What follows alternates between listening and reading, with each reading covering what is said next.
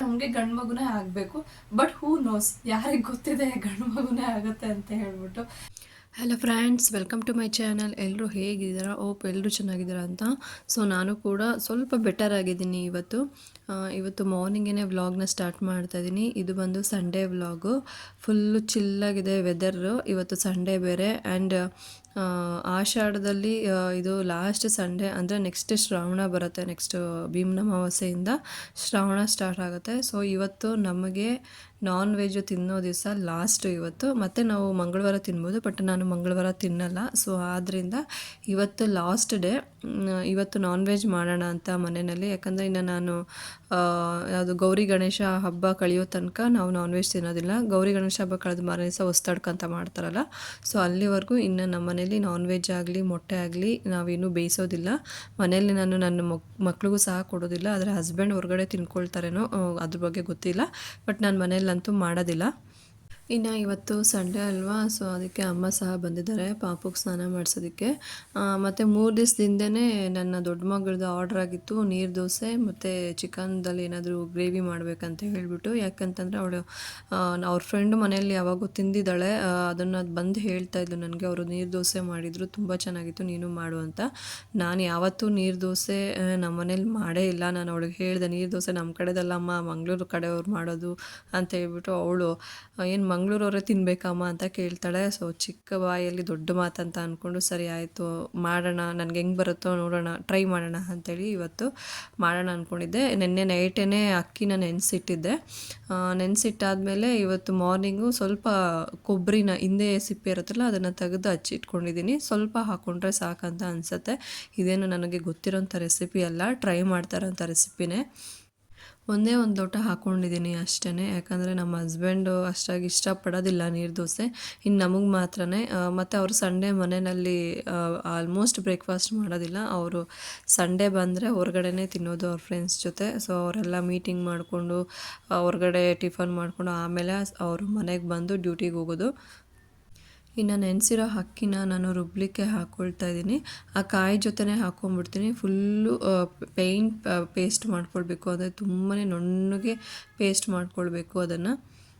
ಇನ್ನು ನೀವು ಯಾರೆಲ್ಲ ಈ ಟೈಮಲ್ಲಿ ನಾನ್ ವೆಜ್ ತಿನ್ನಲ್ಲ ಅಂತ ಹೇಳ್ಬಿಟ್ಟು ನನಗೆ ಕಮೆಂಟ್ ಮಾಡಿ. ಆ್ಯಕ್ಚುಲಿ ಅಮ್ಮ ಹೇಳ್ತಾಯಿದ್ರು, ಶ್ರಾವಣದಲ್ಲಿ ಕೆಲವರು ನಾನ್ ವೆಜ್ ಮಾಡ್ತಾರಂತೆ, ಅಂದರೆ ಶ್ರಾವಣ ಹಬ್ಬ ಮಾಡ್ತಾರಲ್ಲ, ಸೊ ಅದಕ್ಕೆ ನಾನ್ ವೆಜ್ಜೇ ಇಡ್ತಾರಂತೆ ವೆಂಕಟೇಶ್ವರನ ಪೂಜೆ ಮಾಡೋರು. ನನಗಿದು ಗೊತ್ತಿರಲಿಲ್ಲ, ಅಮ್ಮ ಹೇಳಿದ ಮೇಲೇ ಗೊತ್ತಾಯಿತು ಕೆಲವರು ವೆಂಕಟೇಶ್ವರಂಗೆ ನಾನ್ ವೆಜ್ ಇಡ್ತಾರೆ ಅಂತ ಹೇಳ್ಬಿಟ್ಟು. ನಾವು ಅಂದರೆ ಅಮ್ಮ ಮನೆ ದೇವರು ಕೂಡ ವೆಂಕಟೇಶ್ವರನೇ. ನನಗೆ ಗಂಡನ ಮನೆ ದೇವರು ಬಂದು ಈಶ್ವರ, ಅಮ್ಮ ಮನೆ ಕಡೆ ದೇವರು ಬಂದು ವೆಂಕಟೇಶ್ವರ.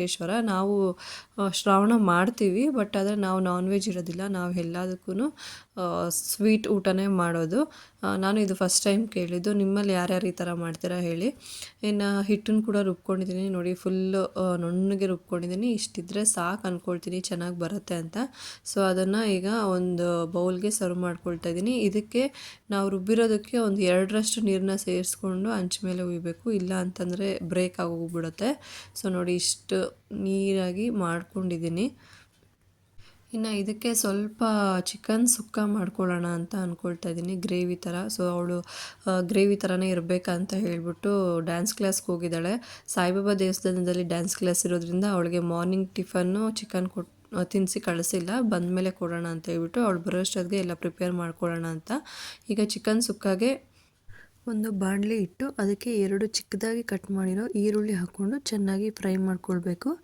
ಅದಕ್ಕೆ 2 ಸ್ಪೂನು ಶುಂಠಿ ಬೆಳ್ಳುಳ್ಳಿ ಪೇಸ್ಟು, 1 ಟೊಮೆಟೊ ಹಾಕಿ ಚೆನ್ನಾಗಿ ಫ್ರೈ ಮಾಡಿ, ಸ್ವಲ್ಪ ಅರಿಶಿನ, 1 ಸ್ಪೂನ್ ಖಾರದ ಪುಡಿ, 1 ಸ್ಪೂನಷ್ಟು ಜೀರಿಗೆ ಪುಡಿ ಹಾಕಿ ಫ್ರೈ ಮಾಡಿ, ನಂತರ ಅದಕ್ಕೆ 4 ಹಸಿಮೆಣಸಿನ್ಕಾಯಿ ಹಾಕಿ ಫ್ರೈ ಮಾಡ್ಕೊಳ್ಬೇಕಾಗತ್ತೆ. ಫ್ರೈ ಆಗಿದ ನಂತರ ಚಿಕನ್ನ ಚೆನ್ನಾಗಿ ತೊಳೆದು ಹಾಕ್ಕೊಳ್ಬೇಕು. ನಾನಿಲ್ಲಿ 250 ಗ್ರಾಮ್ ಅಷ್ಟು ತೊಗೊಂಡಿದ್ದೀನಿ ಚಿಕನ್ನು. ಇದನ್ನು ಚೆನ್ನಾಗಿ ಮಿಕ್ಸ್ ಕೊಡಿ. ಮಸಾಲೆ ಪೂರ್ತಿಯಾಗಿ ಚಿಕನ್ಗೆ ಸೇರಬೇಕು, ಆ ರೀತಿ ಮಿಕ್ಸ್ ಕೊಡಬೇಕು. ಇದಾದ ನಂತರ 2 ಸ್ಪೂನ್ ಧನಿಯಾ ಪುಡಿ, ರುಚಿಗೆ ತಕ್ಕಷ್ಟು ಉಪ್ಪನ್ನು ಹಾಕ್ಕೊಳ್ತಾ ಇದ್ದೀನಿ. ಚಿಕ್ಕದಾಗಿ ಹಚ್ಚಿರೋ ಕೊತ್ತಂಬರಿ ಮತ್ತು ಪುದೀನ ಕೂಡ ಸೇರಿಸ್ಕೊಳ್ತಾ ಇದ್ದೀನಿ. ಇದನ್ನು ಚೆನ್ನಾಗಿ ಮಿಕ್ಸ್ ಮಾಡಿದ ನಂತರ 1 ಕಪ್ಪಷ್ಟು ಮೊಸರು ಕೂಡ ಹಾಕ್ಕೊಳ್ತಾ ಇದ್ದೀನಿ. ಮೊಸರು ಹಾಕ್ಕೊಂಡು ಚೆನ್ನಾಗಿ ಬೇಯಿಸಿ. ಇಲ್ಲಿ ನೀರನ್ನು ಹಾಕೊಳ್ಳೋ ಅವಶ್ಯಕತೆ ಏನೂ ಇಲ್ಲ. ಚಿಕನ್ ಅರ್ಧ ಬೆಂದಿದೆ ಅಂತ ಗೊತ್ತಾಗಿದ ತಕ್ಷಣ ಅದಕ್ಕೆ 1 ಸ್ಪೂನಷ್ಟು ಗರಂ ಮಸಾಲಾನ ಮತ್ತು ಸ್ವಲ್ಪ ಕಸ್ತೂರಿ ಮೇಥಿನ ಸೇರಿಸ್ಕೊಳ್ಳಿ. ಕಸ್ತೂರಿ ಮೇಥಿನ ಸ್ವಲ್ಪ ಬಿಸಿ ಮಾಡಿ ನೀವು ಕೈಯಲ್ಲಿ ಉಜ್ಜಿದ್ರೆ ಸಾಕು ಪುಡಿಯಾಗೋಗುತ್ತೆ. ಇದನ್ನು ಹಾಕೋದ್ರಿಂದ ಒಳ್ಳೆ ಟೇಸ್ಟ್ ಬರುತ್ತೆ ನಿಮಗೆ. ಕಸ್ತೂರಿ ಮೇಥಿನ ಹಾಕ್ಕೊಂಡು ಚೆನ್ನಾಗಿ ಮಿಕ್ಸ್ ಕೊಟ್ಟು ಚಿಕನ್ನ ಚೆನ್ನಾಗಿ ಬೇಯಿಸ್ಕೊಳ್ಳಿ. ಇದಕ್ಕೆ ನೀರನ್ನು ಸೇರಿಸ್ಕೊಳ್ಳೋಕೆ ಹೋಗಬಾರ್ದು. ನೀರನ್ನ ಸೇರಿಸ್ಕೊಂಡ್ರೆ ಟೇಸ್ಟ್ ನಿಮಗೆ ಚೇಂಜ್ ಆಗಿಬಿಡುತ್ತೆ. ಸೊ ಚಿಕನ್ನ ಚೆನ್ನಾಗಿ ಬೇಯಿಸ್ಕೊಂಡ್ರೆ ನಿಮಗೆ ಈ ಚಿಕನ್ ಸುಕ್ಕ ರೆಡಿ ಆಗಿಬಿಡುತ್ತೆ. ಇದು ಚಪಾತಿಗೆ, ರೈಸ್ಗೆ ಮತ್ತು ಈ ಥರ ನಾವು ಮಾಡಿದ್ದೀವಲ್ಲ ನೀರು ದೋಸೆ, ಅದಕ್ಕೆಲ್ಲ ಸೂಪರ್ ಕಾಂಬಿನೇಷನ್ ಅಂತಲೇ ಹೇಳ್ಬೋದು. ಇನ್ನು ಮಧ್ಯಾಹ್ನಕ್ಕೂ ನಾವು ಚಿಕನ್ ಸಾಂಬಾರು ಮತ್ತು ಮುದ್ದೆನ ಮಾಡ್ಕೊಂಡಿದ್ವಿ. ಆಲ್ಮೋಸ್ಟ್ ಚಿಕನ್ ಸಾಂಬಾರು ರೆಸಿಪಿ ನಾನೇನು ತೋರಿಸಿಲ್ಲ, ಯಾಕಂದರೆ ಎಲ್ರಿಗೂ ಗೊತ್ತಿರುತ್ತೆ ಚಿಕನ್ ಸಾಂಬಾರು ಹೇಗೆ ಮಾಡೋದು ಅಂಥೇಳಿ. ಬಟ್ ಒಂದೊಂದು ಊರ ಕಡೆ ಒಂದೊಂದು ಥರ ಮಾಡ್ತಾರೆ. ಹಾಗೆ ನಾವು 3ನೇ ಮಗು ಮಾಡ್ಕೊಳ್ತೀವ ಅಂತೇಳಿ ಒಂದು ವಿಡಿಯೋನ ಹಾಕಿದ್ದೆ. ಸೊ ಅದರಲ್ಲಿ ರಿಯಾಪರೇಷನ್ ಬಗ್ಗೆ ನಾನು ಮಾತಾಡಿದ್ದೆ. ಅದ್ರ ಬಗ್ಗೆ ನನಗೆ ತುಂಬಾ ಕ್ವಶನ್ಸ್ ಬರ್ತಿದೆ. ಸೊ ಅದ್ರ ಬಗ್ಗೆ ನಾನು ಈ ಬ್ಲಾಗಲ್ಲಿ ಹೇಳ್ತೀನಿ, ನಿಮ್ಮ ಜೊತೆ ಶೇರ್ ಮಾಡ್ಕೊಳ್ತೀನಿ. Hello friends, welcome back. ನಾನು ಆಗಲೇ ಹೇಳಿದಾಗೆ ಸುಮಾರು ಜನ ರಿಯಾಪರೇಷನ್ ಬಗ್ಗೆ ನನಗೆ ಒಂದು 4-5 ಜನ ಕ್ವಶನ್ಸ್ ಮಾಡಿದ್ದಾರೆ, ನೀವು ರಿಯಾಪರೇಷನ್ ಮಾಡಿಸ್ಕೊಳ್ತೀರಾ ಅಂತ ಹೇಳಿ. ರಿಯಾಪರೇಷನ್ ಮಾಡಿಸ್ಕೊಳ್ಳೋದು ಅಂತ ಹೇಳೋದೇ ಒಂದು ದೊಡ್ಡ ವಿಷಯ ಅಂತ ಹೇಳ್ಬೋದು, ದೊಡ್ಡ ನಿರ್ಧಾರ ಅದು. ಆ್ಯಕ್ಚುಲಿ 3ನೇ ಮಗು ಅಂತ ಅಂದ್ಕೊಳ್ಳೋದು ನಾವು ಲೈಫಲ್ಲಿ ನಾವು ತಗೊಳ್ಳೋವಂಥ ದೊಡ್ಡ ನಿರ್ಧಾರ. ನನಗೆ ಆ ಸ್ಟೇಜಲ್ಲೇ ಅನಿಸಿದ್ದು ನಿಜ. ನನಗೆ 2ನೇದು ಹೆಣ್ಮಗು ಅಂದಾಗ ಜನಗಳ ಆಡ್ತದಿದ್ದ ಮಾತು ಮತ್ತು ಮನೆಯವ್ರ ಬಿಹೇವಿಯರ್ಸು ಎಲ್ಲರೂ ಬೇಜಾರಾಗ್ಬಿಟ್ರು. ಇದನ್ನೆಲ್ಲ ನೋಡಿಬಿಟ್ಟು ನಾನು ಆಪ್ರೇಷನ್ ಮಾಡಿಸ್ಕೊಳ್ಬಾರ್ದಾಗಿತ್ತು, 3ನೇ ಮಗು ನೋಡಬೇಕಿತ್ತು ಅಂತ ಅನಿಸಿದ್ದು ನಿಜ ಆ ಸ್ಟೇಜಲ್ಲಿ. ಯಾಕಂದರೆ ನಾನು ಆವಾಗ ತುಂಬಾ ಡಿಪ್ರೆಷನ್ಗೆ ಹೋಗಿದ್ದೆ, ತುಂಬಾ ನೋವಲ್ಲಿದ್ದೆ. ಸೊ ನನಗೆ ಆ ಟೈಮಲ್ಲಿ ಆಗ ಅನಿಸ್ತು. ಬಟ್ ಇವಾಗ ಹೀಲ್ ಆಗಿದೆ. ಅವಳಿಗೆ ಈಗ 5 ಮಂತ್ಸ್ ರನ್ನಿಂಗು. ಸೊ 5 ಮಂತ್ಸ್ ಇಂದ ನನಗೆ ಸ್ವಲ್ಪ ಈಗ ಬೆಟರ್ ಆಗಿದ್ದೀನಿ ನಾನು. ಈಗ ನಾನು ಕೂತು ಯೋಚನೆ ಮಾಡಿದ್ರೆ ಬೇಕಾ ಅಂತ ಕೆಲವೊಂದ್ಸರಿ ಅನಿಸುತ್ತೆ. ಯಾಕಂದರೆ ನಿಮ್ಗೆ ಗೊತ್ತಿರುತ್ತೆ, ಲಿವಿಂಗ್ ಆಫ್ ಕಾಸ್ಟ್ ಈಗ ತುಂಬಾ ಜಾಸ್ತಿ ಇದೆ. ಅದರಲ್ಲೂ ಎಜುಕೇಷನ್ ಅಂತೂ ಈಗ ಬಿಸ್ನೆಸ್ ಆಗೋಗಿದೆ. ನಮ್ಮ ಮನೇಲಿ ಸಂಪಾದನೆ ಮಾಡೋದು ನಮ್ಮ ಹಸ್ಬೆಂಡ್ ಒಬ್ಬರೇ. ಸೊ ಅವರೊಬ್ಬರು ಸಂಪಾದನೆಯಿಂದ ನಾವು 3 ಜನ ಮಕ್ಕಳನ್ನ ಮತ್ತು ಅವ್ರ ತಂದೆ ತಾಯಿನ, ಕೆಲವೊಂದು ಅವ್ರ ಫ್ಯಾಮಿಲಿಯಲ್ಲಿ ಇರೋವಂಥ ಪ್ರಾಬ್ಲಮ್ಸ್ನ ಹೇಗೆ ಸಾಲ್ವ್ ಮಾಡೋಕ್ಕೆ ನಮ್ಮ ಕೈಯಲ್ಲಿ ಆಗುತ್ತೆ ಅನ್ನೋದನ್ನ ನಾವು ಥಿಂಕ್ ಮಾಡ್ತಾ ಇದ್ದೀವಿ. ಹಂಗಂತ ನಾವು ಮಾಡಿಸ್ಬಾರ್ದು ಅಂತ ಡಿಸೈಡ್ ಮಾಡಿದ್ದೀವಿ ಅಂತ ಅಲ್ಲ, ನಾವು ಬಟ್ ಯೋಚನೆಯಲ್ಲಿ ಇದ್ದೀವಿ ಮಾಡಿಸ್ಬೇಕಾ ಬೇಡವಾ ಅಂತೇಳಿ. ಯಾಕಂದರೆ ನಾವು ಡಿಸೈಡ್ ಮಾಡಬೇಕಲ್ಲ, ಮುಂದೆ ನಮಗೆ ಏನೆಲ್ಲ ಪ್ರಾಬ್ಲಮ್ನ ನಾವು ಫೇಸ್ ಮಾಡಬೇಕಾಗಿ ಬರ್ಬೋದು, ಬಂದರೂ ಕೂಡ ನಮ್ಮ ಕೈಯಲ್ಲಿ ಅದನ್ನು ಫೇಸ್ ಮಾಡೋಕ್ಕಾಗತ್ತೆ ಅನ್ನೋದು ಕೂಡ ನಾವು ಯೋಚನೆ ಮಾಡಬೇಕಾಗತ್ತೆ. ಮತ್ತು ಆಪರೇಷನ್ ಮಾಡಿಸ್ಕೊಂಡ್ರೂ ಸಹ ಮಕ್ಕಳಾಗುತ್ತೆ ಮತ್ತೆ ಅನ್ನೋದು 100% ಗ್ಯಾರಂಟಿ ಇಲ್ಲ. ಯಾಕಂದರೆ ಒಂದ್ಸರಿ ಟ್ಯೂಬು ಡ್ಯಾಮೇಜ್ ಆಯಿತು ಅಂತಂದರೆ ಮತ್ತೆ ಅದನ್ನು ಪರ್ಫೆಕ್ಟಾಗಿ ಮತ್ತೆ ರೀಕನೆಕ್ಟ್ ಮಾಡೋದಕ್ಕಾಗೋದಿಲ್ಲ ಅಂತ ಹೇಳ್ತಾರೆ ಡಾಕ್ಟರು. ಮತ್ತು ನಮ್ಮ ಒಂದು ಏನು ಹೇಳ್ತಾರೆ, ಹೆಲ್ತ್ಗೆ ಏನು ಬೇಕಾದರೂ ಪ್ರಾಬ್ಲಮ್ ಆಗ್ಬೋದು, ಎಕ್ಟೋಪಿಕ್ ಪ್ರೆಗ್ನೆನ್ಸಿ ಚಾನ್ಸಸ್ ಜಾಸ್ತಿ ಇರುತ್ತೆ ಅಂತ ಹೇಳ್ತಿದ್ದಾರೆ.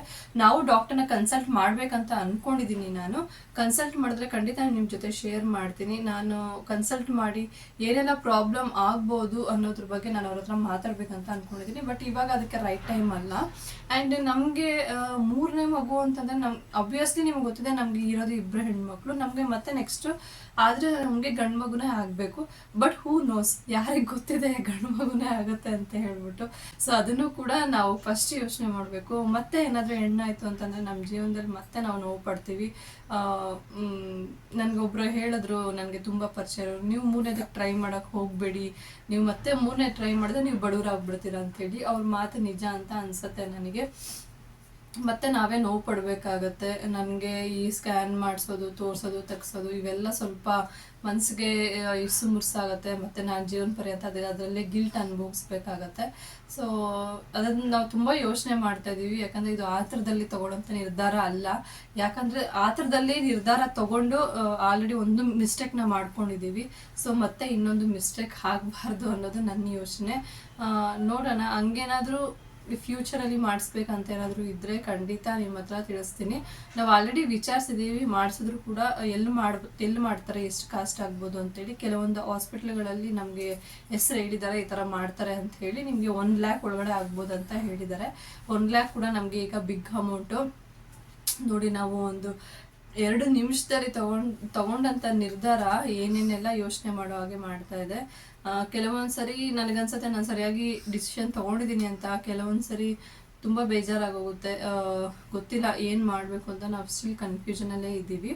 ಆ್ಯಂಡ್ ಸುಮಾರು ಜನ ಕೇಳ್ತಾ ಇದ್ದೀರಾ ನನಗೆ ಇನ್ಸ್ಟಾಗ್ರಾಮಲ್ಲಿ ರೀಲ್ಸ್ ನೋಡಿ ನಿಮ್ಮ ಹಸ್ಬೆಂಡ್ ಏನು ಕೆಲಸ ಮಾಡ್ತಾರೆ, ನೀವು ಇರೋದೆಲ್ಲಿ, ನಿಮ್ದು ಯಾವ ಊರು ಅಂತೇಳಿ ಕ್ವಶನ್ಸ್ ಬರ್ತಾ ಇದೆ. ನಾನು ತುಂಬಾ ಹ್ಯಾಪಿ ಆಗಿದ್ದೀನಿ ಆ್ಯಕ್ಚುಲಿ. ಯಾಕಂತಂದರೆ ನೀವು ನಮ್ಮ ಬಗ್ಗೆ ಕ್ವಶನ್ಸ್ ಕೇಳ್ತಾ ಇದ್ದೀರಾ ಅಂತಂದರೆ ನೀವು ನಮಗೆ ಕನೆಕ್ಟ್ ಆಗ್ತಾ ಇದ್ದೀರಾ ಅಂತೇಳಿ ತುಂಬಾ ಖುಷಿ ಆಗ್ತಾ ಇದೆ. ಸೊ ಯಾರೆಲ್ಲ ನನ್ನ ವೀಡಿಯೋಸ್ನ ನೋಡ್ತಾ ಇದ್ದೀರಾ ಅವ್ರಿಗೆಲ್ಲ ತುಂಬ ತುಂಬ ತುಂಬ ಥ್ಯಾಂಕ್ಸ್ ಹೇಳ್ತೀನಿ ನಾನು. ಹೀಗೆ ನನ್ನನ್ನು ಸಪೋರ್ಟ್ ಮಾಡ್ತಾ ಇರಿ. ಖಂಡಿತ ನಾನು ನೆಕ್ಸ್ಟ್ ಬ್ಲಾಗಲ್ಲಿ ನನ್ನ ಫ್ಯಾಮಿಲಿ ಬ್ಲಾಗ್ ಮಾಡ್ತೀನಿ, ನನ್ನ ಹಸ್ಬೆಂಡು ನನ್ನ ಮಕ್ಕಳನ್ನ ಕೂರಿಸ್ಕೊಂಡು. ಸೊ ನಾನು ಇನ್ ಡೀಟೇಲಾಗಿ ಹೇಳ್ತೀನಿ ನಂದು ಯಾವ ಊರು, ನಮ್ಮ ಹಸ್ಬೆಂಡ್ ಏನು ಕೆಲಸ ಮಾಡ್ತಾರೆ ಅಂತೆಲ್ಲ ಹೇಳಿ. ಇಷ್ಟೇ ಫ್ರೆಂಡ್ಸ್, ನಿಮಗೆ ಈ ವಿಡಿಯೋ ಇಷ್ಟ ಆಗಿದೆ ಅಂತ ಅಂದ್ಕೊಂಡಿದ್ದೀನಿ. ದಯವಿಟ್ಟು ಇಷ್ಟ ಆಗಿದ್ರೆ ಒಂದು ಲೈಕ್ ಮಾಡಿ, ಶೇರ್ ಮಾಡಿ, ಸಬ್ಸ್ಕ್ರೈಬ್ ಮಾಡ್ಕೊಳ್ಳಿ. ಸಬ್ಸ್ಕ್ರೈಬ್ ಮಾಡದೆ ನೋಡ್ಬಿಡಿ. ನೀವು ಮಾಡೋಂಥ ಒಂದೊಂದು ಸಬ್ಸ್ಕ್ರೈಬ್ ನಮಗೆ ತುಂಬಾ ಇಂಪಾರ್ಟೆಂಟ್ ಹೇಳ್ತಾ ಈ ವಿಡಿಯೋನ ಇಲ್ಲಿಗೆ ಕೊನೆ ಮಾಡ್ತಾ ಇದ್ದೀನಿ. Thank you so much.